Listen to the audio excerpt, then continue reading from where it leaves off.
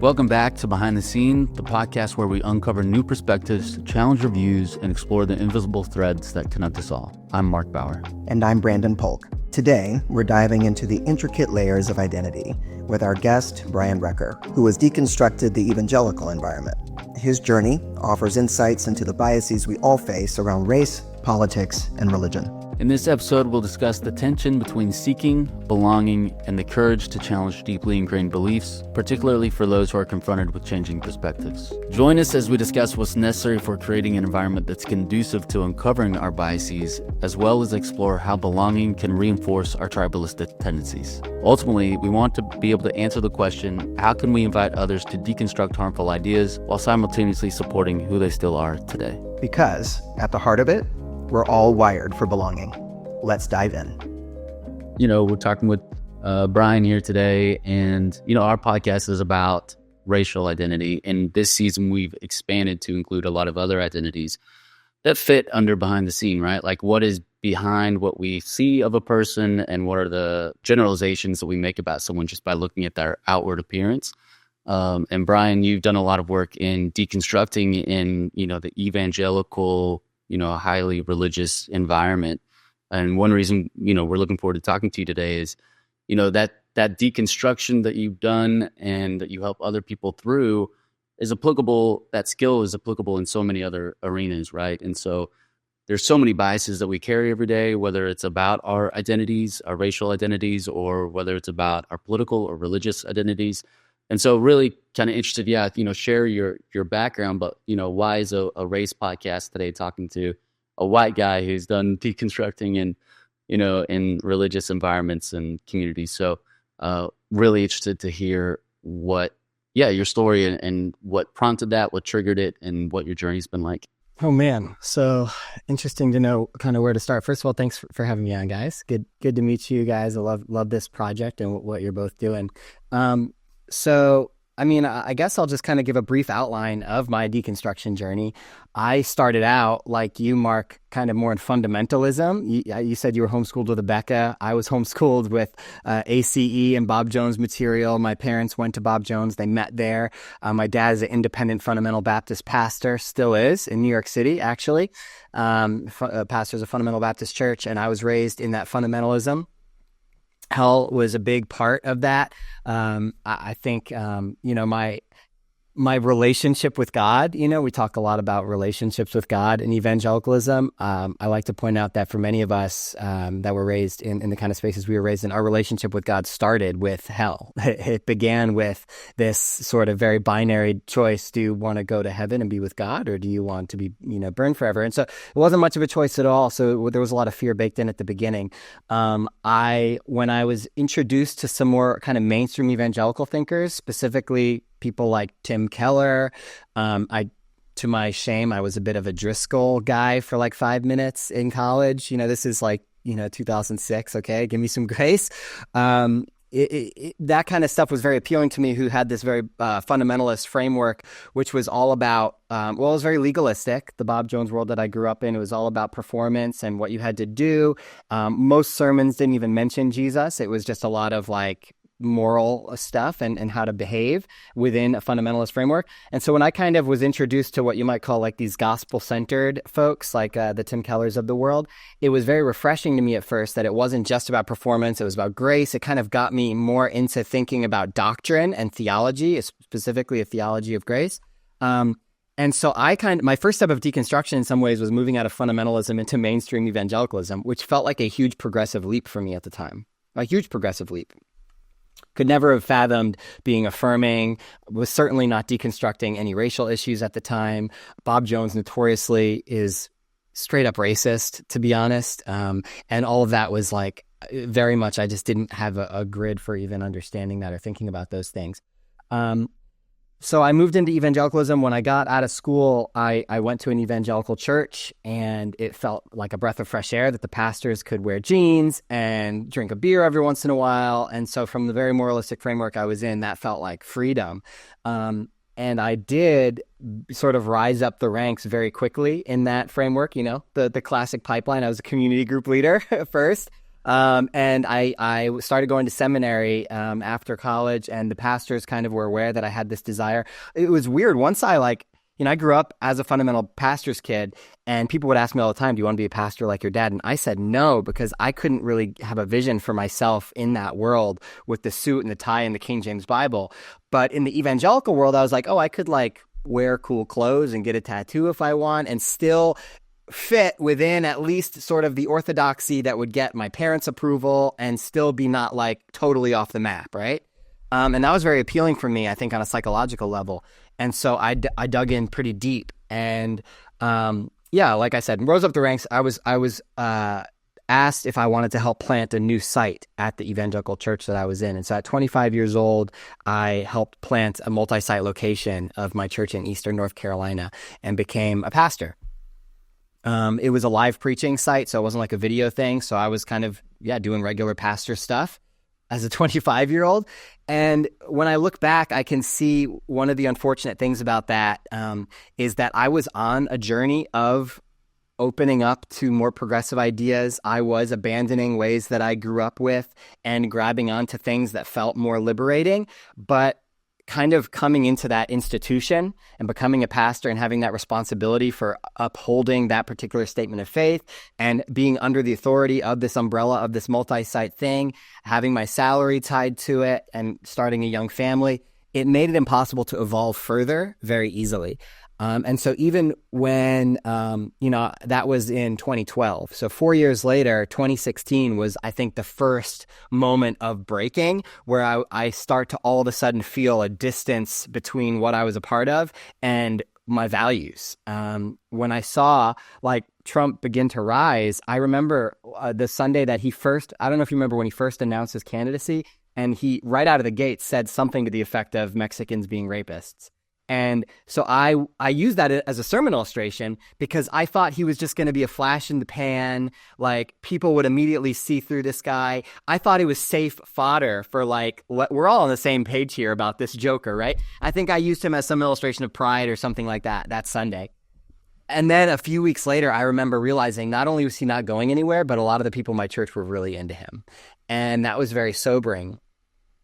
And the conversations behind the scenes with the other pastors, which kind of kept me in longer because the other pastors were not Trump people. I think I would have left if I felt like I was a part of a church where everybody was on the page for Trump. But most of the other pastors, to include the lead pastor, they were kind of the more never Trump conservative types. They could see through the moral degeneracy of Trump, and yet they didn't want us to talk about it on Sunday morning. Kind of the unanimous decision amongst the pastoral team at my church was, hey, let's keep this about Jesus and let's make it about the gospel. We don't want to get too political.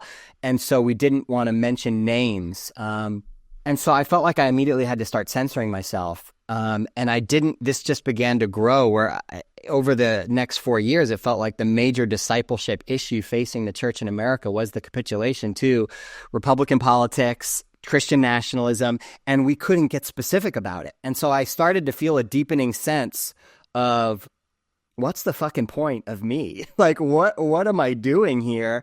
And so for a few years, from 2016 to 2020, I felt like I was trying to challenge that system on the edges. It's hey, I'm in a place, a lot of people are, they're just preaching to the choir. Whereas I'm talking to Fox News evangelicals and I get to challenge them every Sunday to love their neighbor.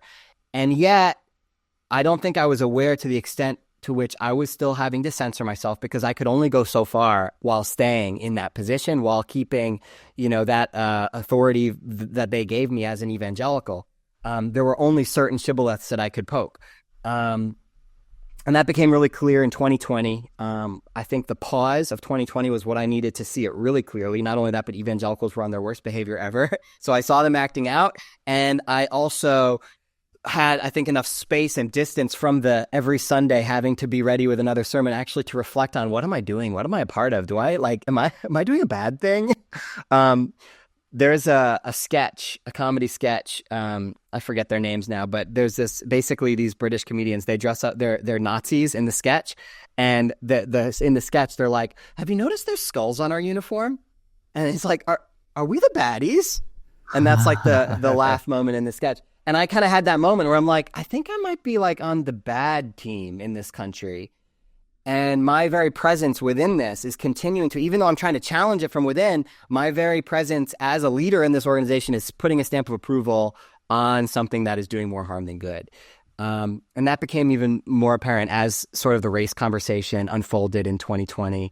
I preached a sermon on systemic racism that summer, which got me the most angry emails and like people, old white men asking me to either go to lunch or whatever, and like sending me like Epoch Times articles and Candace Owen videos and John MacArthur sermons, and having to sort through all that, and a family left over that. I just realized that there wasn't much worth saving for me in this, at least unless I was able to speak more clearly. And so I put in my resignation at the end of 2020. And the last thing I'll say, I know I've been talking a while, it's kind of unfolding the story, but in early 2021, so it took me a few months to kind of find a replacement. I moved to Raleigh from Eastern North Carolina, just a couple hours away to kind of the nearest large city, just to get some space and to rethink things. I didn't exactly know what I was going to do. I was hoping that there would be a future in ministry for me and maybe a more progressive direction, but I wasn't exactly sure what it would look like. And what was really interesting and a little bit embarrassing, but as soon as that institutional pressure was off of me, where, here's what you have to continue to believe to stay being an evangelical pastor, as soon as that was off of me, I began to all of a sudden hear my own voice a little bit. And I recognized that, I became affirming in like 2 months after I quit. I had not been affirming. And so I was challenging the church on racial issues because I knew I could do that and I could challenge them on that, because that wasn't like a line in the sand thing. Like they'd be upset a little bit, it'd ruffle feathers, but they wouldn't say, oh, like you're out of bounds. But I knew that LGBT issues were out of bounds. If you become affirming, you're not an evangelical anymore, I would lose my job. And so when I would research or look into those issues, I would read books typically that confirmed, the state. And what I would try to do, and this is actually even more twisted, I tried to read the stuff and so that I could explain the traditional position in the most compassionate way possible, because I didn't want to sound like an asshole and I didn't want to be an asshole. And so I read Wes Hill, right? Wesley Hill's books, which I found beautiful. And he's a beautiful writer. And he speaks about celibacy as a gay man in a beautiful and compelling way. Or Preston Sprinkle, who has a book called People to be Loved. So he's framing the issue not as like, these are sinners, but like, no, we have to start with this position of love. And yet it's a traditional position. And so I realized, though, that I was trying to put lipstick on a pig. I was trying to make a bad thing sound as good as possible. And when that institutional pressure was off, I realized I didn't have to do that anymore. My heart and my values were leading me towards full affirmation. And I was like kicking against the goads. And that coming out from under that pressure allowed me to actually just say, hey, I think I already have known all along what I'm supposed to say yes to here, and it's people's humanity. And so that's been just a continued evolution, and and the journey continues. Yeah, it's amazing, Brian. No, thank you. I mean, one of the things that comes up for me is sort of like when you're putting lipstick on a pig, you end up being like doctrine light. And so I have a great deal of respect for Wes Hill, Preston Sprinkle. I've interacted with them over the years. When you ask people to go a little bit deeper into like, what does like the Bible actually say about the scriptures that you usually use to beat us over the head with about either traditional, like conservative thinking about race or about sexual orientation, and people go, well, it's, the penis fits into the vagina. Obviously, it's compatibility. That is God's baby. order of things, right? It's all about compatibility. It's all about that. Yeah. That's right. And if you violate that, then let's make this leap to, then that's why Sodom and Gomorrah was the way it was. That's why a man shouldn't do this. That's what Romans 1 is all about. The same way that slaves be obedient to your masters was scripture that was used to keep black people who were in shackles in that mindset of being slaves, right? These were people who were in moral Christian authority, who were able to wield that authority and basically say, you're wrong. Let's gaslight you enough to say that you're thinking about the issue and your experience, whatever's going on in your body can't be trusted, right? Listen to us. We know what's right for you. Be a part of the system of compliance. And it strikes me so much now as a gay Christian Black person, how much I bought into that and how self-hating and self-loathing I had been. And that's with all due respect to people who choose to be traditional in their biblical sexual ethic, not with respect to people who stay racist, but with respect to people who can have an honest conversation about differences around equity versus equality. Do you want to have a real conversation about biblical principles and the orthopraxy around those principles? Then sure, let's do that. But we have to do something about the power analysis around who's shaping the narrative and who gets to combat that narrative or challenge it, save being excommunicated from your community, not experiencing connection or belonging, maybe in a place where you were attending because that's why you went there, right? Was to find some common cause, some common relationships, only to find that that was at risk because of a change in your mindset, a change in your beliefs, becoming an individual.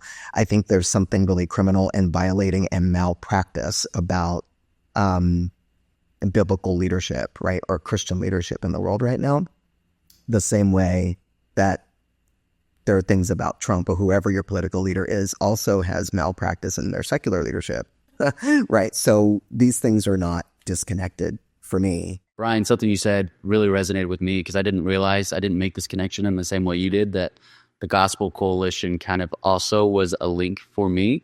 Like Matt Chandler is someone I started listening to on podcast, like sermons, when I was going through this, conflict, this of my faith, and he really helped piece some things together for me. And it was actually Matt Chandler who, in 2014 after Ferguson, who had a conversation from his stage, and is kind of what made me pay attention in the first place to racial issues. And I regret shamefully that it was kind of a white man that I looked up to who made me pay attention. Even people were talking about this issue before, but it was Matt Chandler who kind of got me thinking differently about race because of this conversation. And incomplete and not perfect, but it was a link, right? And like you said, it was a progressive jump for me, so that was a bridge as well. So just wanted to point that out. It felt very synergistic. He was one of my favorite preachers for a while as well.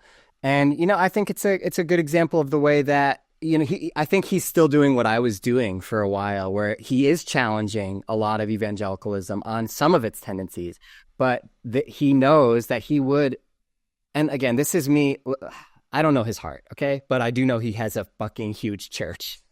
Yeah. And large. a lot of influence, And it's hard to walk away from that. And so he knows, what you can poke the bear about and what you can't. You know what the close-handed issues are and what the open-handed issues are.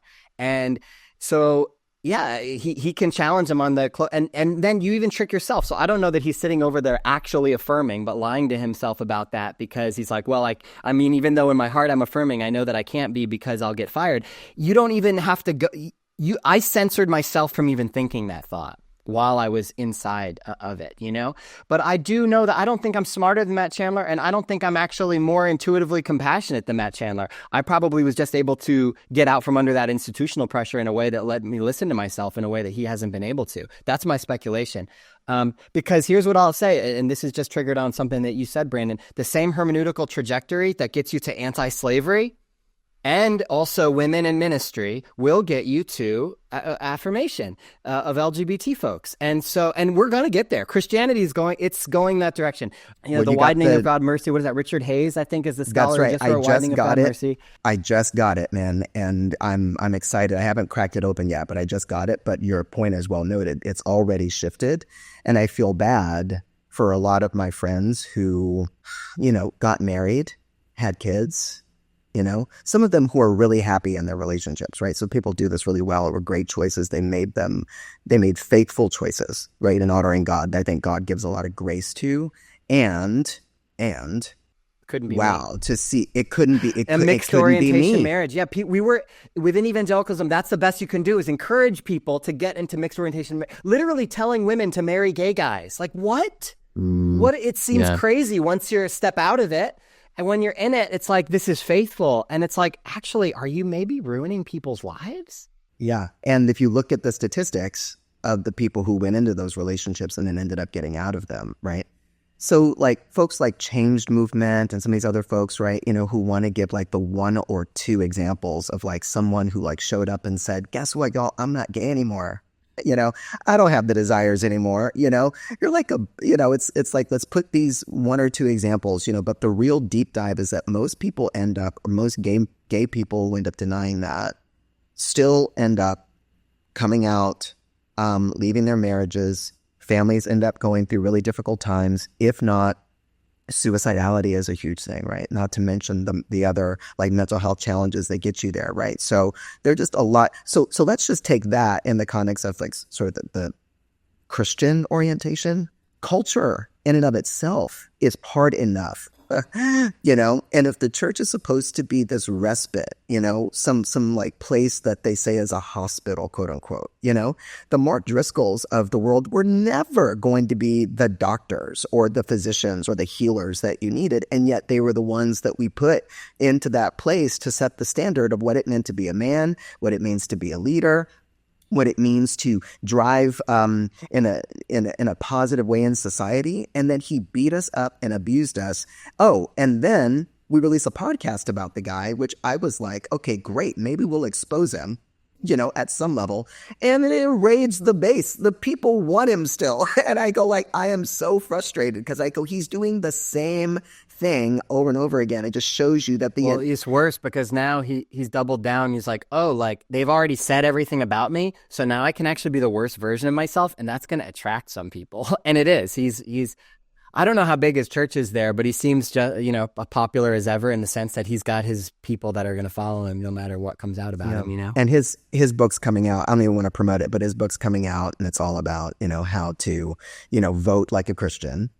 Or vote like. What if I like Jesus. pulled up a copy and just raise it up? I found my pen, by the way. Mark's favorite book. I'm so glad you underlined everything in that book. That's right. I'm That's like, right. oh yeah. If you held up a copy of Mark Driscoll's book, we would literally be digging into the practice of anti-bias like right now. Like we would have to like fight it out on this Zoom screen, And I'd be like, "Are you reading Mark Driscoll because you enjoy him? Let's talk. Or do you?" So I do want to get vibes over here. A shared name. I do want to get into some practical like applicate tools for listeners, because one thing that Brian, you talked about in your story was the institutional pressure. And what I've seen since I moved to DC, my progressive friends hate it when I use this term. I use the term elites. They hate it when I say that, but because I don't think elites exist. Well, because they're elites. Because they're elites, but. That is why they don't think that exists. George Carlin, a fundamental principle of history, I feel like. Right. But, I don't know. But so one thing like George Carlin, comedian, said about conspiracies is that you don't need a formal conspiracy. It doesn't have to be a formal conspiracy to work. Like there don't have to be meetings of people meeting behind the scenes and in closed doors. You just need like-minded people with shared interests. And I think what keeps people in these institutions and these biases is because, Brian, you alluded to it, is you have families. You have your well-being and your paycheck might be tied to kind of staying in line. And if you become a squeaky wheel, especially in these power cities like New York or LA or DC, where you are trying to rise up in the ranks and make a name for yourself or a career. If you're a squeaky wheel, you get excommunicated, and there's really no kind of tolerance for that. And so people kind of play ball, and they try to stay within the system. Maybe they push against as much as they can. But that is, from what I've seen, something that keeps people locked into these mindsets. And I don't know if there is, some practical tools that you have for people to kind of jolt them out of that, or like what would we need for an awakening to make people a little bit more bold and even starting that journey down? Yeah, it is interesting because you're kind of kicking against our evolutionary makeup as like herd creatures, and we're tribalistic by nature. I mean, it's how we evolved. We have like cohesive connections with people. It's how we find our sense of identity. I wish I remember where I just read this illustration. I was reading some book, and they were talking about how they went to, it was maybe a journalist who went to like a flat earth convention, and was like challenging people and getting into arguments with like flat earthers and like trying to say like, haven't you heard this? They'll look at these different proofs and and then they were in a conversation with one of them. And after they kind of stumped him, the guy was like, listen, man, I come here every other year or twice a year, and it's my friends, and we get together, and like we have a group chat, and like they accept me, and like we have a fun time. We go out afterwards and do karaoke. It's like, these are my people. Like, I don't know what to like. I'm not going to argue with you, but like, these are just my people, you know. And it was like the quiet part got said out loud that like I don't know about any of this, but he's in the community of it, you know, and he found belonging. We're made for belonging. And so I do think that that's a hard thing to push back against. If you know that changing your mind about something you're going to lose belonging, that you're not going to do it. You're not going to make a decision that's going to basically kill you. Like, that's what your brain is telling you. That's what evolution is telling you, that decision to come out of that, you're going to lose the belonging, and that's going to make you die, essentially, psychologically in some ways. And so that's why even queer people who are dying in another way, maybe to like, they're having to like crucify their very sexual identity and receive no companionship, even if they're longing for that. But they know that it's hard to imagine losing this other identity and this belonging that you already have in the church. So a couple things. I think exposing yourself, being open-minded to at least expose yourself to a lot of different voices. I think the internet has kind of radicalized all of us. There's like a democratization of like even this podcast. Probably there's people that are within evangelicalism still that are secretly listening to this kind of podcast and other things. I know evangelicals that are still in their evangelical church consume my content. And so I try to be invitational in that way and make space for them. And so, yeah, I think just doing stuff like this is great, and stuff like this is out there. So, you know, if you are an evangelical, continue to, I think, expose yourself to stuff just to be challenging those biases, because you don't want to be staying in something, just because, again, you're addicted to that sense of belonging that you're receiving from it, even if it's going against maybe some core convictions and values. But I think for those of us that are already outside of it, we have this like progressive amnesia, or we forget like who we were like 5 minutes ago, and we can be really tough on like I wonder if it's some internalized self-hatred, like we're tough on the past version of ourselves, and so we're tough on anybody that is still in that. I don't know that there's safe spaces for folks to land. I think about, like, we brought up Matt Chandler. I think about this, like, what if Matt Chandler did actually change his mind about that stuff? Would he be celebrated and received? I think about like a Josh Harris. He wrote the book on purity culture, I Kiss Dating Goodbye. And then he deconstructed, and people were asking him about his journey. He was getting a lot of questions about like, hey, how did you do that? Like, what is that journey like? And so he put some materials together and he made them free, but then he made the mistake of giving you the option to donate, which I believe the donations were even like went to some good cause, maybe. I don't remember the details of it exactly, but he got really beat up by the progressive side for like, what are you doing? Like, now you're an expert all of a sudden, you deconstructed and you're going to come in here and blah, blah, blah. And I understand that reaction. And maybe we could say he was maybe unwise for how big he went right out of the gates. At the same time, like, I think that there is often this progressive reaction against, folks changing their minds and like now speaking out about it. And I do think there needs to be a safe sense that like, hey, wherever you've been at on your journey, like, we're glad that you're changing. We're glad that you're evolving, and let's make a bigger table for more voices. And so I don't know that, like, if you're a white evangelical pastor, like, what incentive do you have to step out of that structure and step into what? Like, a group of people that actually hates you? Like, who are you going to join on the other side of that? Not to say that they need to be able to monetize it. I do think like there's a lot of barriers, and one of them is that like there's not a lot of money in progressive churches. And so for like an evangelical pastor who's making a decent living, if they change their mind about that stuff, like, what are they going to do with that career, with their education, et cetera? So it's tougher for them. But as far as just the people in the pews, I think they need to know that, like, they're not going to be beaten up for the fact that they used to have some bad ideas. And we need to just be really, I think, actually recover some of that Christian grace that we learned about, and have that for one another. But the resources are out there. I mean, it's getting tougher for me. I understand the the lack of grace at times, because it is sometimes like if you're still in it and still not affirming at this point, I can be kind of like, come on, man. Like it's still like it's the work has been done. Like the arguments are good. Like Richard Hayes, again, we mentioned him, and just to circle back on that for those folks who maybe didn't know who that was, he's a conservative, he was a scholar. He's a New Testament scholar who had kind of the go-to traditional sexual ethic argument. Like he was the one who outlined, and he's changed his mind, and he is now fully affirming. And so again, this is not coming from a place of people who hate the Bible. Like you can be a Christian and love the Bible and fully affirm queer people. And it's becoming increasingly like you don't have any good excuses. And yet I think we have to stay warm-hearted towards people because the change does take time, you know? What I heard was like, one, we need to invite people into being pluralist, right? Like not thinking that everyone's going to go to heaven if that's not your speed, you know, but to be a pluralist means that you open yourself up to like new ideas, that you have people in your life that are different. And I don't know if there's anything less or more Christian than that, right? I mean, you know, if you're going to be sort of like someone who talks about being the Good Samaritan or whatever it was, you know, all the things written in red were all about going to the stranger or going to someone that was different.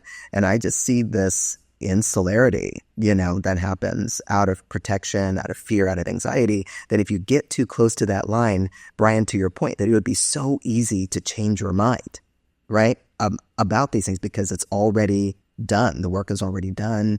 The intellectual honesty is there. It just now takes an intellectual humility to get you there, you know, on being queer, on race issues, you know, and we're just unwilling because it's not incentivized. You don't get the profit of belonging, connection, community when you do that. Also, change is really embarrassing, you know, especially the higher you are up in something, to say, hey, I know I've been preaching this for a long time, and I know like you were paying me to preach about this, but I was actually wrong. That's not something that is very easy to do. There was a bit, you know, and yet I think it's courageous to say I was wrong and to change your mind is the most human and courageous thing we can do.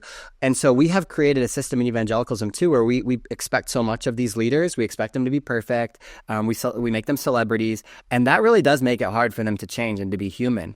And there's nothing more human than to say I was wrong, I didn't know everything, and I've learned new information and I've evolved. And so I want to make space for myself to do that. I'm very cautious even of locking myself into some sort of ministry position that would say, okay, like I've got a new progressive ideology, but I figured it out now and I plant my flag into here and now I've got it, you know. I sometimes people ask me, Brian, you were pretty sure that you were right before and you were wrong, you think, so how do you know that you're not wrong now? And it's so freeing and liberating for me to be able to say, let me stop you right there. I'm almost sure that I'm wrong about a great many things, but the good news is I don't need to be right about everything. I no longer believe in a punishing God that is out to audit all my beliefs and damn me to hell for being wrong about everything, which opens up the ability for me to be curious. And I'm not so focused on making sure I believe all the right things. And instead I can ask, what's the loving thing to believe? Well, I want to believe the thing that helps me love people today. And that might be different tomorrow, and I might continue to grow, and that's okay. And I'm not going to beat myself up about who I was and what I believed yesterday. I have an openness to evolution that I didn't have before, which makes my set of beliefs very different, very fluid. It's not about what you believe. I care a lot more about how we live with one another, and I see that as more in line with the way of Jesus. I think we can do it. Right? I mean, if the theology of hell, which we only touched on just a little bit, right, has created such damage, right, and pain for so many of us. And to me, I go, all right, like, unless you died and came back, which some people would say they have, right, that they died and they came back, you know, and told me that the burning flames were for me because of these things that I believed, and I saw people like you there, right? And here's the evidence, right? That I came back from hell with a physical object, a trinket, a voice box, something. No one knows. Nobody knows. Right? You know what's really interesting about the NDEs, the near-death experiences? The data on this is fascinating. People who have NDEs almost uniformly have a very positive experience. They see beauty, they see grace, they see light, they see goodness, they see joy, they see happiness, except if you believe in hell. If you have a strong belief in hell, then you're more likely to have a hellish experience in an NDE. Isn't that interesting? Right. That's so wild. It's interesting. I didn't know that. I've only heard the good stories about like going toward the light and feeling There love, are but I hell didn't- experiences with NDEs, but they come from people primarily that are in very hell-centric fundamentalist type of faiths. And there are people who frame their prophetic experiences, prophetic like God experiences as well. Like I went to heaven and I went to hell, and they reinforce, you know, sort of a doctrinal position they're always held by see saying some of that God in told IHOP? me, or so much of it at IHOP and so much of it in the broader prayer movement and Pentecostal world. You know, you can validate anything that you want to say doctrinally by saying God told me, you know, or God showed me, you know. So it doesn't leave room for any challenge. Who are you going to challenge? God? We talked about how, you know, if we had a more inviting invitation to people to allow them to change their mind, create a bigger table for people to move and progress and evolve and change their mind on things.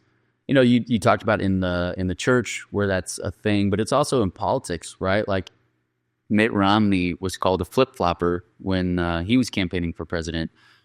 Versus someone who, like Obama, who was allowed to evolve on issues, right? And so we even have, like, because of this us versus them, anytime we have a binary system, the labels that we put on people are different based on our preconceived ideas about, like, you know, Mitt Romney, because he's a conservative, we've generalized that he must not be a good man. Therefore, he's a flip-flopper. You know, he's inconsistent. He's not allowed to change his mind. Obama's a progressive, and we expect that of him, but because he's a liberal, a Democrat, he's coming from a place where we understand him to be a good person, you know? And so we allow for change sometimes, and then we mislabel it, or when it's coming from a source that we already don't like generally. And so talking about someone like a David French, who is now writing for the New York Times, who left the National Review. Is it the Times that he's a columnist for, right? He's calling for the Times or now, is it the Atlantic? Either way, he's writing the Times for and the Atlantic. Yeah, he's had a both mainstream jobs. Yeah. publication, leaving a conservative outlet like the National Review. Now he's kind of, you know, I follow him on Twitter, and when he's good, like his legal analysis is top notch, right? But he's considered a pariah by conservatives, and he's not really embraced by liberals either. You know, they kind of like, he's hated by both sides. And so, like, create a more inviting, an invitation for people to change on the left. But what can the right do? Like, should we just allow for this change? Like, what is the call to action for people on the right? And that might be a really tough one to answer. It's interesting, the David Frenches of the world, Russell Moore is kind of in that category too. We mentioned him. There are these figures that are still firmly within conservatism, and yet they're challenging conservatism on various issues like race, but they can really only go so far because they're trying to keep their credentials within that system. And so when I look at that, I kind of just, again, ask like, well, like, what's he getting from it? Because you're right. It's like, well, you might say, wow, what incredible integrity because both sides hate him. Yeah, and yet the New York Times hired him, right? And his following is built on being that guy from within that system. And you can only stay that guy who's like, I'm one of the good conservatives, where the liberals will like listen to me to get like the scoop on the conservatives. You can only stay that if you stay conservative.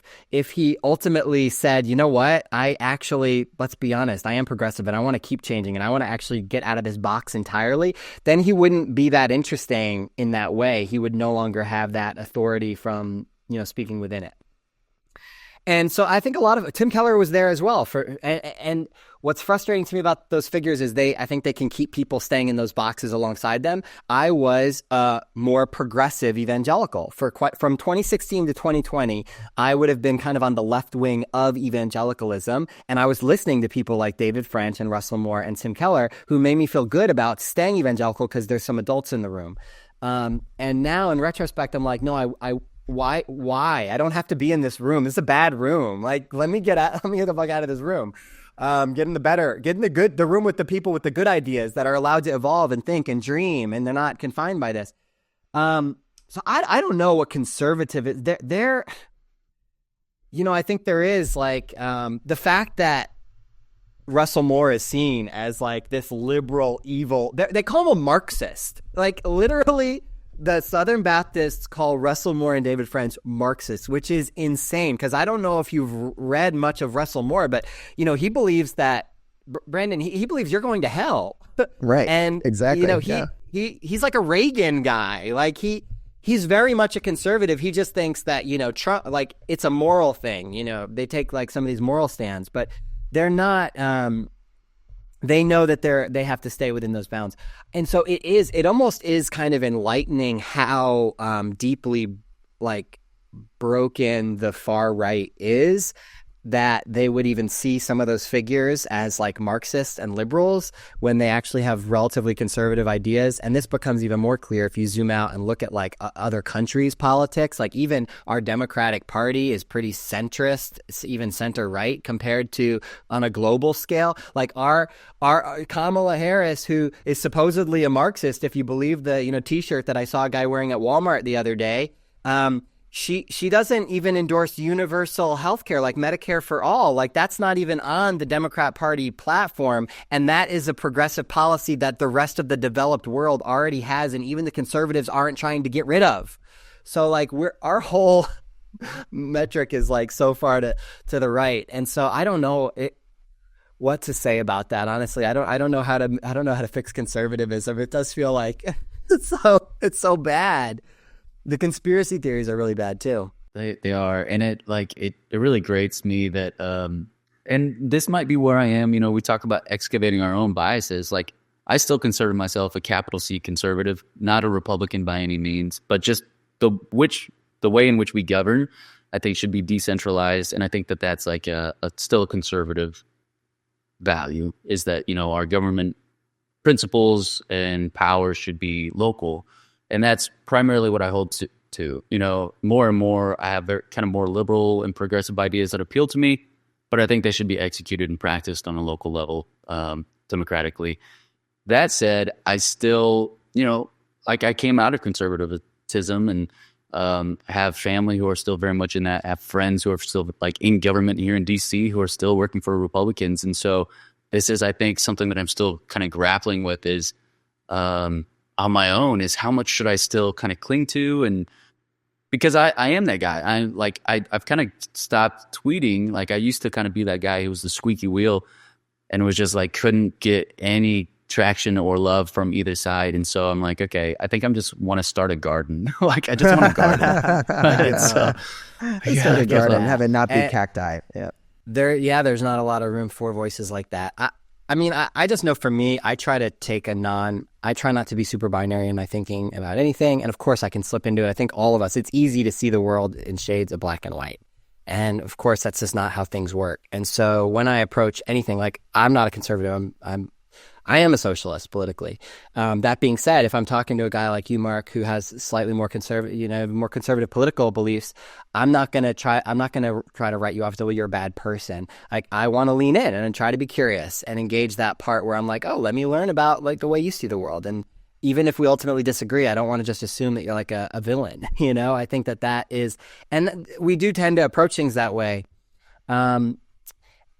And I think the two-party system probably lends itself to that that there's just the two sides, as if anything just has two sides, And I think that does kind of make it even more combative. I think it might be a less combative political environment if there was more room for other perspectives to be in there. So you could see, oh, this is like a whole spectrum of ideas and beliefs, that are welcome at the table to have a diversity of opinion around. And in religious belief, it is strange how it does... a lot of folks would say, like the Christian nationalists, like they basically are just capitulating to Republican sort of politics.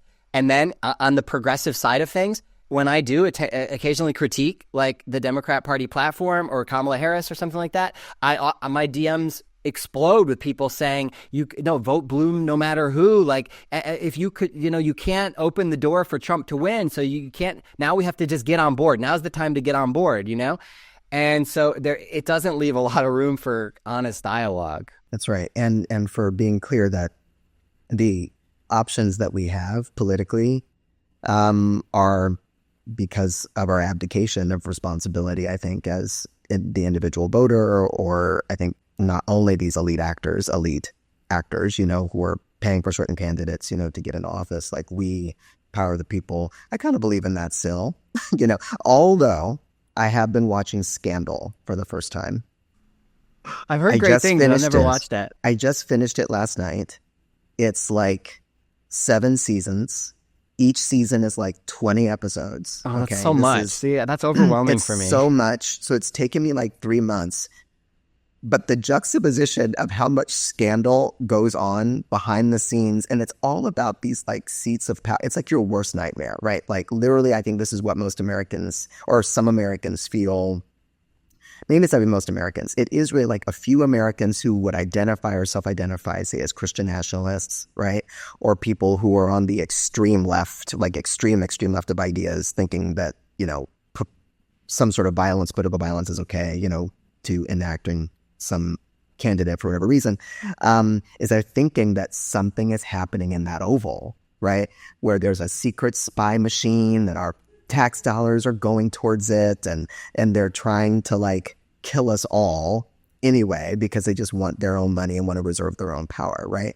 And I'm thinking to myself, how much of that is actually happening, not just in government, but in evangelicalism, right? To your point about like Russell and David and some of these other folks, right? Like they can only go but so far, lest you relinquish your in some sort of platform and influence, right? That's supposed to keep you not only employed, but keep you getting clicks, and you have your. I mean, there's just so much, and I don't fault them entirely for it. You may not have an insight to it, I feel like I didn't, because I was moving up through those NAR ranks also, except for I had this very biological barrier, that I had to honor, that I couldn't go but so far. If I had continued, on that track, I would have been on the stage in front of, 200,000 people or whatever it was, like a Carl Lentz type figure, Carl Lentz, who actually, he was my pastor for a brief moment in Virginia Beach when he was pastoring there before he became the Hillsong New York guy. So it's just really interesting to kind of watch, but I've also felt like I just don't know how to like not feel like responsible for saying something, but then I don't feel like I can say anything that matters. And mostly because I've lost the community, and I've lost the connection to those folks where I felt like I was being platformed before, but I maybe could have made a difference. So now I've left it, and now I'm creating my own thing, Because the thought is, and I'm sure Russell Moore and David French, and I even, it's like, okay, if I evolve on that, then I'll be written off completely and they won't listen to me on anything else, right? That's the thought.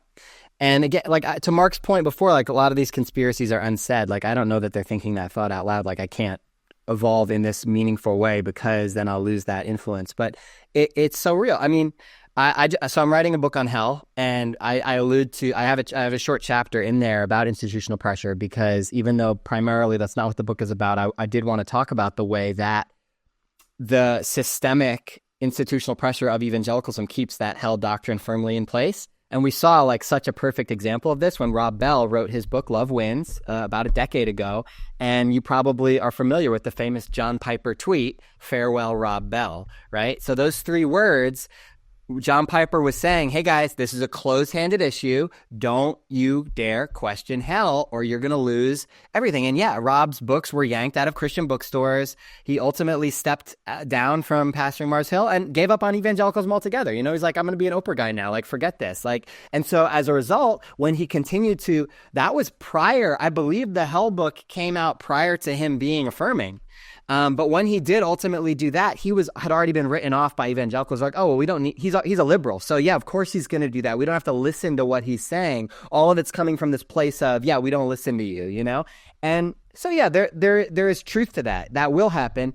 I think it's worth it. And also, like, why is it so important to keep the people with bad ideas on my good side? Like, I'd rather build something good and meaningful on the other side of it. And I think a lot of people don't have any faith that we look so much to structures and institutions, right? Like on the other, evangelicalism has strong structures and institutions, and post-evangelical world does not have the same. You're not going to get the same accolades. There's not the same industrial complex of book deals, et cetera, et cetera. And so I think it is like, oh, it's not much of a world for me to rise in. And I don't think anybody's going to say that quiet part out loud, but that is true. But to me, there's something beautiful about the authentic community on this side of it. And even though it is me shouting into the void on the internet, what I actually receive back from people is, you know, your words are helping and healing. And like, you kind of have to just do it for that reason a little bit, because people they will continue to listen. If Russell Moore and David French changed, would they lose their accolades and their positions? Probably so, but I think it would matter to so many people. And like, isn't that, I don't know, I want to live for that, you know? There's a comment I want to make about, you know, you said earlier, conspiracies are so rampant on the right. And I agree. And it's something I've been trying to think about over the last year or so. It's just like, why do they gravitate so much to this? And for me, I think it is because if you're in an interpersonal relationship and it's a toxic environment, and you're lied to about maybe who you are, or you're made to the totality of your character is, you know, like, oh, you're a bad person, or if you try to raise up issues in a relationship, right, like, and you're squashed or you're disregarded or dismissed.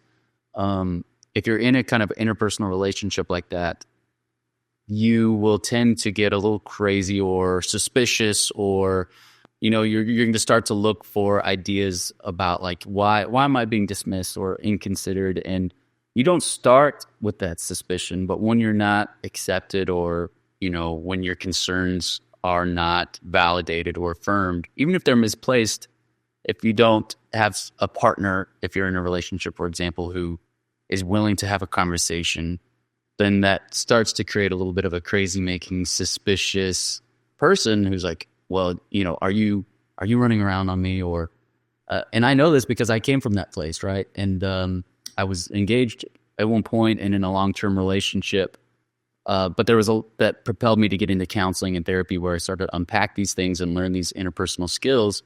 And one of the things that I learned was, you know, that one, how do I engage without being accusatory, so that I have a receptive, you know, a partner who's not going to be as defensive and maybe will be more receptive to some concerns or things I want to raise or address. But without that partner on the other side, it kind of does create a little bit of craziness in you. And I think on a macro level is maybe what we're seeing as well. You know, conservatives raise an issue, but they're quickly dismissed and they're not affirmed and they're not validated. So it causes them to be a little bit crazy, because they say, I know I'm not crazy. This is coming from an authentic place. It might be misplaced, but it's coming from like a core belief or a core concern. And maybe if we validated and affirmed them in a loving way a little bit more, and allowed them to think out loud some things that maybe, you know, we've already worked through, then they might not have to gravitate towards some of the conspiracies. It's just kind of the thought that I've been working through. It's that's interesting. I like that. Just even kind of in light of what I was saying about binary thinking before, I think that it can be tough too when somebody takes like one step, or if they take the wrong step. You know, you want to just villainize them, but if you leave room for people to evolve, I do believe that the way we change. I mean, Jesus told us to love our enemies, and to me, one of the main reasons is that it's only love that can turn an enemy into a friend. Punishing people only drives them further away and pushes them down into the darkest version of themselves, I think. But love has the capacity to reconcile people. And so, yeah, that looks like listening. And that can be really tough when the person's saying some crazy things. And obviously, like if they're saying homophobic things or transphobic things, I like your interpretation. I think it's really gracious, and I think there's probably a lot of truth in it. I think what complicates it is that often a lot of the narratives that are conspiratorial from the right are coming from a place of demonizing particular people groups and scapegoating particular groups. So, for example, just in speaking with some conservative relatives recently, all they wanted to talk about was the rapists flooding over the border. And has a rapist ever come over the border? Of course, I'm sure every kind of person has come over the border. On the whole, is that who is coming over the border? No, I do not believe so. I believe that's a conspiracy theory, and I believe it's ultimately rooted in some racism and xenophobia. And however, a lot of times on the right, there's this desire to scapegoat a particular group, and you unload all of your prejudices and hate onto that group, and that creates cohesiveness in that in-group. And that's particularly being done by white conservatives because of major demographic changes in our country. They feel power slipping away from them. The numbers, they no longer have, when you look at just the numbers, they aren't there anymore. They can't win elections like they used to without gerrymandering, without moving the numbers around on the ledgers, right? Because they don't have the demographics anymore to win. And so what they have left is scapegoating these different groups in order to get that cohesion of their own little increasingly shrinking group, right? And so there's often a lot of hate in that. The other community that's getting a lot of that right now is the trans community. I have several very close trans friends, and so it kills me when I hear, like, literally, you listen to any conservative program right now, and the thing that they'll do, if you pull up Tucker Carlson or what's that guy with the big punchable face? Doesn't matter. He's got Bill all of them, O'Reilly. right? There's Bill O'Reilly. No, it's the young one. It's a Fox News guy. Oh, Charlie Kirk. Charlie Kirk. Yeah, don't even. All he does, he goes up to people, Yeah. as soon as he's in an argument, he's like, let me ask you a question. What's a woman? Like, that's all they have. They literally just want to say, like, what's a woman? Like, that, they put it all into that because they're just trying to drive this wedge. And is there a gracious conversation to be had there? I do think so. And I think sometimes people do have, like, is there a legitimate fear? Like, if people are coming from a place of ignorance, they've never met a trans person, and they're afraid that a man might be in the bathroom with their children, could they have a real legitimate fear there? Sure. And do I want to, like, hear you out? If you're my relative, okay. But I also know that mixed in with that is a lot of fear-mongering and scapegoating that is ultimately really, really harmful to one of the most marginalized communities in existence. We're talking about 1% of, like, the population, and they're murdered at a higher rate than everybody. Black trans women are murdered at, like, the highest rates of any people group. And so it's almost, I think on the progressive side, it's like almost feels dangerous to even engage if we're even going to take those arguments seriously, because we can see where it's coming from oftentimes in that scapegoating mechanism at play. So that can be tough to have a real conversation with people that are so rooted in fear. And yet they are being sold misinformation that's like, where's that fear coming from? I want to know, like, most people are not just like waking up in the morning, sipping their coffee, like, I want to murder a trans person today. No, they're listening to stuff that is shaping their imaginations. And so I think the best thing we can do is try to provide other ways of thinking about it and having a loving and invitational tone in that. And I can probably, I get it both ways. Sometimes people are like, wow, I just love how you often speak with such kindness. And other times conservatives come at me and say, you're such a hateful bigot. Like, I've been called that many times by conservative people, like, you're so close-minded to the way we think. And so, you're never going to hit everybody the right way. But I do agree with you that like, open dialogue is important for change. I think it's Brene Brown, and I might be botching this. She says, have a strong back and a soft stomach, or maybe not, but a soft front. A strong back and a soft front. Yeah. And, lead it, like, rebuke, the bad ideas about, xenophobia, but then say, be curious about where's that coming from? Why do you think that? Let's unpack that a little bit and be receptive to that. I mean, what makes that difficult is that you just can't have that conversation in a 30-second soundbite on the news. And then if people don't even have folks around them where they could have this conversation in a reasonable way, right? Folks that they respect. So it's one thing to love your neighbor, but Brian, you said it, like loving your enemy. People don't even get close to their enemies right now. They don't even get close to people that are different.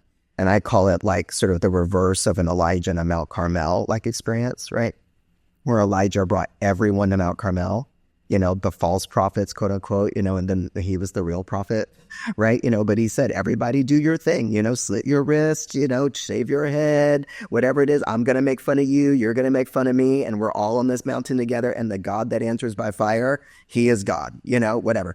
But now what we've done is you say, nope, you go to your mountain and make your sacrifices, and you can come back with your story about how God did his whatever for you and validate your message. And I'll be over here with no witnesses, right, on my mountain, right? And everybody just has the stories that we share about how effective our ideology is, how right it is, you know?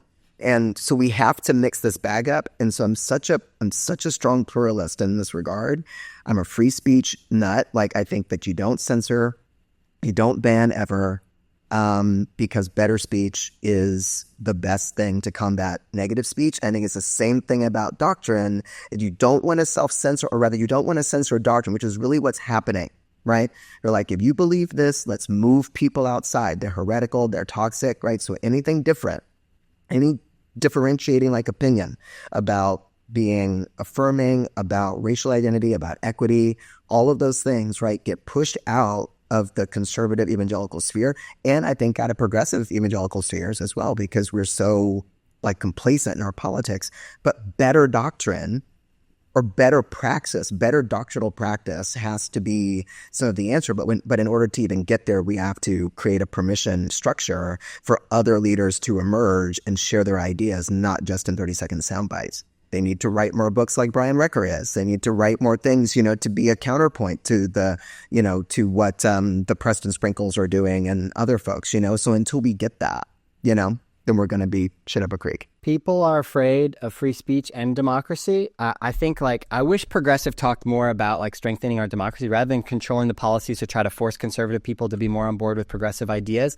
If we actually did stuff like getting the money out of politics so that it wasn't so controlled by corporations, and also stuff like ranked choice voting so that people could actually vote for not just this binary, but actually vote with their consciences, if I said hey, I don't want to vote for a candidate that supports genocide, so I'm voting for third party. If I said that on my Instagram, I would be crucified. They would be I would get a stream of DMs about you have to back the blue, right? But if we had ranked choice voting, I could do that and it wouldn't be a vote for Donald Trump, right? It would be, so that's a more democratic approach.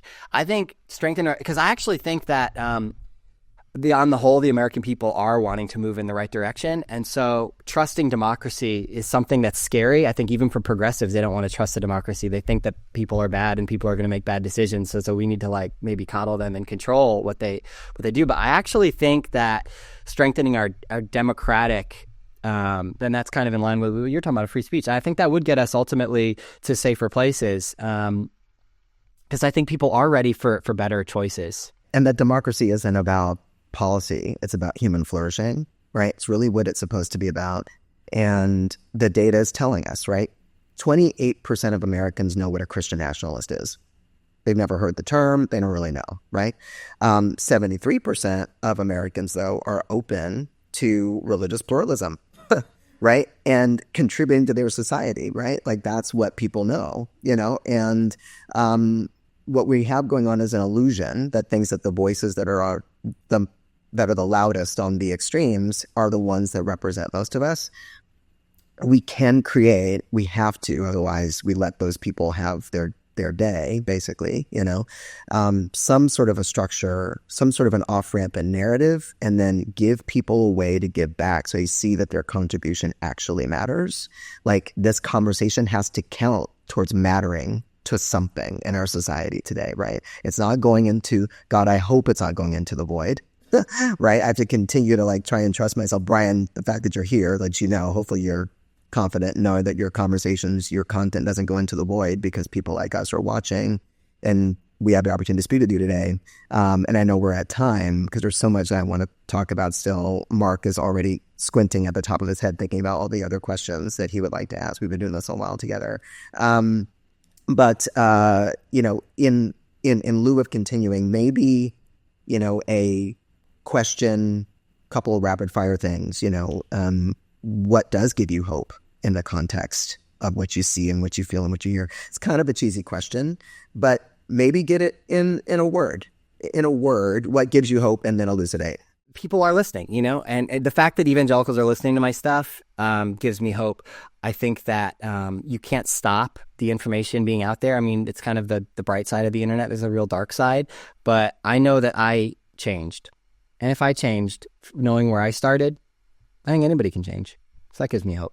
Yep. You changed and healed and healing, I'm sure, which if that, and even to have hope, I think is something that most people want, in addition to being seen and being heard, right? So if hope and healing and being seen and being heard is something that we can give a little bit of encouragement, that it's possible for every person to achieve again when our leaders are failing, our institutions are failing, we're failing each other, we're not, as tough-minded as Martin Luther King Jr. would say, about seeing each other as we truly are with dignity.